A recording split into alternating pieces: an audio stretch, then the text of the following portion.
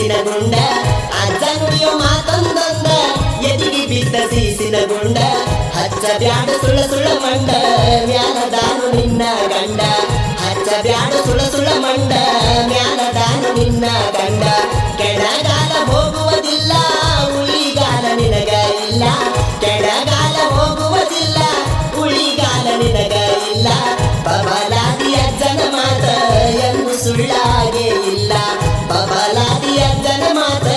ಎಂದು ಸುಳ್ಳ